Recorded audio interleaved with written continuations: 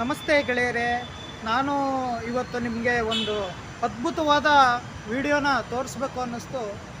ಏನಪ್ಪ ಅಂತಂದರೆ, ನಮ್ಮ ಹಿಂದೂ ಸಂಪ್ರದಾಯದಲ್ಲಿ ಅಶ್ವತ್ಥ ಮರನ ನಾವು ಪೂಜೆ ಯಾಕೆ ಮಾಡ್ತೀವಿ ಅಂತ ಅದು ತೋರಿಸ್ಕೊಡೋಣ ಅನ್ನಿಸ್ತು. ಆಮೇಲೆ ಅಶ್ವತ್ಥ ಮರದಿಂದ ಏನೇನು ಪ್ರಯೋಜನಗಳು ಅಂತ ನಾನು ಕಳೆದ ಬಾರಿ ವಿಡಿಯೋದಲ್ಲಿ ನಾನು ಹೇಳಿದ್ದೆ. ಅದರ ಮುಂದಿನ ಭಾಗವಾಗಿ ನಾನು ನಿಮಗೆ ತಿಳಿಸ್ತಾ ಇದ್ದೀನಿ ಗೆಳೆಯರೇ. ನೋಡಿ ಗೆಳೆಯರೇ,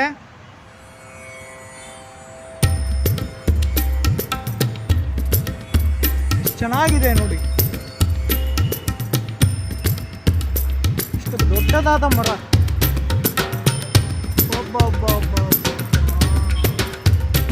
ನೋಡಿ ನೋಡಿ, ಇವೆಲ್ಲ ಹರಕೆಯ ಕಂಕಣಗಳು, ಹರಕೆಯ ದಾರಗಳು ಗೆಳೆಯರೇ, ಎಲ್ಲ ಹರಕೆಯ ದಾರಗಳು.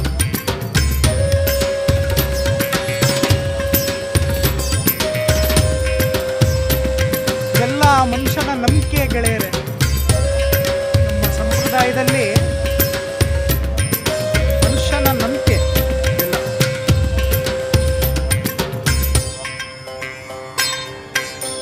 ನೋಡಿ,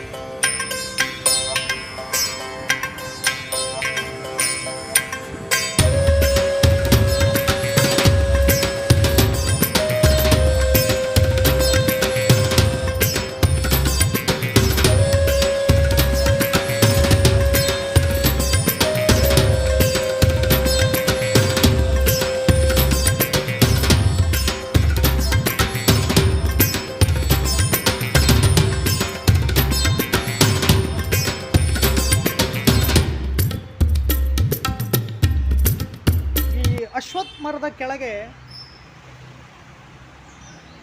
ನಾಗಗಳನ್ನು ಯಾಕೆ ಪೂಜೆ ಮಾಡ್ತಾರೆ ಅಂತ ನಿಮಗೆ ಅನ್ನಿಸ್ಬೋದು ಗೆಳೆಯರೆ. ನಾಗ ಎಂದರೆ ಜ್ಞಾನದ ಸಂಕೇತ, ನಾಗ ಎಂದರೆ ವೃದ್ಧಿಯ ಸಂಕೇತ, ನಾಗಗಳು ರೈತನ ಮಿತ್ರ, ನಾಗಗಳು ಭೂಮಿಯಲ್ಲಿರ್ತಕ್ಕಂಥ ಅಂತರ್ಜಲ ಮಟ್ಟನ ಹೆಚ್ಚು ಮಾಡ್ತವೆ. ಹೇಗಪ್ಪ ಅಂದರೆ,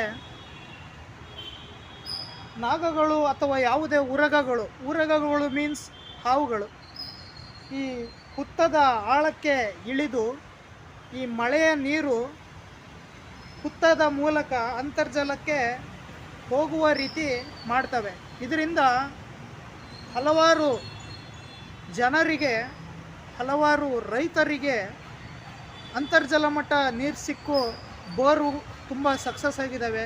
ಈ ಥರ ಅಂತರ್ಜಲ ಮಟ್ಟನ ಹೆಚ್ಚತಕ್ಕಂಥ ನಾಗಗಳನ್ನು ನಾವು ಕಲ್ಲಿನ ಮೂಲಕ ಪೂಜಿಸಿ ನಾಗಗಳನ್ನು ಕೊಲ್ಲಬಾರ್ದು. ನಾಗಗಳು ರೈತನ ಮಿತ್ರ, ಜ್ಞಾನದ ಸಂಕೇತ, ವೃದ್ಧಿಯ ಸಂಕೇತ ಅಂತ ನಾವು ಹೇಳಿ ನಾಗಗಳನ್ನು ನಾವಿಲ್ಲಿ ಪೂಜೆ ಮಾಡ್ತೀವಿ ಗೆಳೆಯರೆ. ಆಮೇಲೆ ನೋಡಿ ಗೆಳೆಯರೆ, ಆ ಮರಕ್ಕೆ ಈ ಹರಕೆಯ ದಾರಗಳು, ಹರಕೆಯ ಕಂಕಣಗಳನ್ನು ಕಟ್ಟಿದ್ದಾರೆ. ಯಾಕೆ ಅಂತಂದರೆ, ಹಿರಿಯರು ಹೇಳ್ತಾ ಬಂದಿದ್ದಾರೆ, ನೋಡಪ್ಪ ನೀನು ಅಶ್ವತ್ಥ ಮರಕ್ಕೆ ನೀನು ಹರಕೆಯ ದಾರಗಳನ್ನು ಕಟ್ಟು, ನಿನ್ನ ಇಷ್ಟಾರ್ಥಗಳು ಸಿದ್ಧಿ ಆಗ್ತವೆ ಅಂತಂತ ಒಂದು ವಾಡಿಕೆ ಇದೆ. ಏನೇನು ಇರ್ಬೋದು, ಕೆಲಸ ಆಗಿರ್ಬೋದು, ಇದಾಗಿರ್ಬೋದು. ಆಮೇಲೆ ಕೆಲವರಿಗೆ ಕಂಕಣ ಭಾಗ್ಯ, ಮದುವೆ ಇರೋದಿಲ್ಲ ಗೆಳೆಯರೆ, ಅಂಥವ್ರು ಬಂದು ಹರಕೆ ಮಾಡ್ತಾರೆ. ಇನ್ನು ಕೆಲವರು ಮದುವೆ ಎಲ್ಲ ಆಗಿದ್ದರೂ ಕೂಡ ಸಂತಾನ ಪ್ರಾಪ್ತಿ ಇರೋದಿಲ್ಲ. ಅಂಥವರಿಗೆ ಹಿರಿಯರು ಸಜೆಷನ್ ಮಾಡ್ತಾರೆ. ಏನು ಅಂತಂದರೆ, ನೀವು ಇಲ್ಲಿ ಬಂದ್ಬಿಟ್ಟು 48 ಪ್ರದಕ್ಷಿಣೆ ಹಾಕಿ, ಗಂಡ ಹೆಂಡ್ತಿ ಇಬ್ಬರು ಬರಬೇಕು, ಇಬ್ಬರು ಬಂದ್ಬಿಟ್ಟು ಗಂಡ ಹೆಂಡ್ತಿ ಪ್ರದಕ್ಷಿಣೆ ಹಾಕಿ, ಆಮೇಲೆ ಅದು ಎಷ್ಟು 48 ಪ್ರದಕ್ಷಿಣೆಗಳು ಹಾಕಬೇಕು ಅಂತಂತ ಹೇಳ್ತಾರೆ ಗೆಳೆಯರೆ. ಈ ಥರ ಹಿಂಗೆಲ್ಲ ಮಾಡಿದಾಗ ಆಶ್ಚರ್ಯಕರ ಏನೋ ಎಂಬಂತೆ 48 ದಿವಸಗಳು ಹರಕೆ ಮಾಡಿದಾಗ ಅವ್ರಿಗೆ ಸಂತಾನ ಪ್ರಾಪ್ತಿನೂ ಹಲವಾರು ಉದಾಹರಣೆಗಳು ನಾವು ನೋಡಿದ್ದೀವಿ. ಕಾರಣ ಏನು ಅಂತಂದರೆ, ಈ ಅಶ್ವತ್ಥ ಮರದಲ್ಲಿ ಅಂತಹ ಅತ್ಯುತ್ತಮವಾದ ಆಕ್ಸಿಜನ್ನು ನಮ್ಮ ದೇಹಕ್ಕೆ ಸಿಗುತ್ತೆ ಗೆಳೆಯರೆ. ಈ ಗಾಳಿಯಿಂದ ನಮ್ಮ ದೇಹದಲ್ಲಿ ರಕ್ತ, ಮಾಂಸ, ಅಸ್ಥಿ, ಮಜ್ಜ, ಶುಕ್ರಗಳು ಪುಷ್ಟಿಯಾಗಿ ಬೆಳೆದು ಶುಕ್ರ ಶೋಣಿತಗಳು ಉತ್ಪಾದನೆಯಾಗಿ ಗಂಡ ಹೆಂಡತಿಗೆ ಮಕ್ಕಳಾಗ್ತವೆ ಅಂತಂತ ಒಂದು ವಾಡಿಕೆ, ಅದು ರಿಯಲ್ ಫ್ಯಾಕ್ಟ್ ಕೂಡ ಹೌದು ಗೆಳೆಯರೆ. ಅಷ್ಟೊಂದು ಉಪಯೋಗವಾದ ಮರ ಈ ಅಶ್ವತ್ಥ ಮರ. ಅಶ್ವತ್ಥ ಮರನ ನಾವು ವೇದಗಳ ಕಾಲದಿಂದಲೂ ನಾವು ಪೂಜಿಸ್ತಾ ಬಂದಿದ್ದೀವಿ. ಅಶ್ವತ್ಥಮೇನಂ ಸುವಿರೂಢ ಮೂಲಂ ಊರ್ಧ್ವಮೂಲಂ ಅಗರ್ಶಾಕಂ ಅಶ್ವತ್ಥಂ ಪ್ರಾಹುರವ್ಯಯಂ ಛಂದಾಂಸಿ ಯಸ್ಯ ಪರ್ಣಾನಿ ಎಸ್ತಂ ವೇದ ಸ ವೇದವಿತ ಅಂತ ವೇದಗಳ ಕಾಲದಲ್ಲಿ ಈ ಮಾತಿದೆ ಗೆಳೆಯರೆ. ತುಂಬ ಚೆನ್ನಾಗಿದೆ. ದಯವಿಟ್ಟು ನಾನು ಇದನ್ನು ನಿಮಗೆ ಯಾಕೆ ಹೇಳ್ತಿದ್ದೀನಿ ಅಂದರೆ, ಎಲ್ಲರೂ ಈ ವಿಚಾರನ ಸದುಪಯೋಗ ಮಾಡ್ಕೊಳ್ಳಿ, ನಿಮಗೆಲ್ಲ ಒಳ್ಳೆಯದಾಗುತ್ತೆ.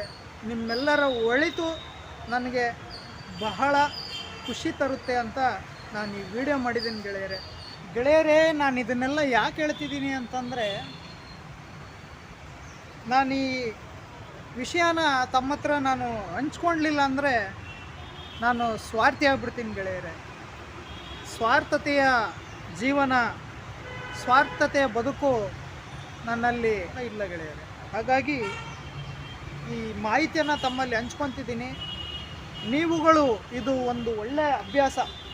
ಈ ಅಶ್ವತ್ಥ ವೃಕ್ಷಕ್ಕೆ ಪ್ರದಕ್ಷಿಣೆ ಹಾಕೋದು ತುಂಬ ಒಳ್ಳೆಯ ಅಭ್ಯಾಸ. ನಿಮ್ಮ ಆರೋಗ್ಯ ಚೆನ್ನಾಗಿರುತ್ತೆ, ನಿಮ್ಮ ಶ್ವಾಸಕೋಶಗಳು ಹೆಲ್ತಿಯಾಗಿರ್ತವೆ, ನಿಮ್ಮ ಹೃದಯಗಳು ಹೆಲ್ತಿಯಾಗಿರುತ್ತೆ. ಆಮೇಲೆ ದೇವರ ಭಕ್ತಿನೂ ಕೂಡ ನೀವು ಮಾಡೋದ್ರಿಂದ ನಿಮ್ಮ ಮನಸ್ಸು ನಿಷ್ಕಲ್ಮಶವಾಗಿರುತ್ತೆ ಗೆಳೆಯರೇ. ಅದನ್ನು ಹೇಳ್ತಾ ನನ್ನ ಮಾತುಗಳನ್ನು ಮುಗಿಸ್ತಾ ಇದ್ದೀನಿ. ಧನ್ಯವಾದಗಳು ಪ್ರೀತಿಯ ಗೆಳೆಯರೇ.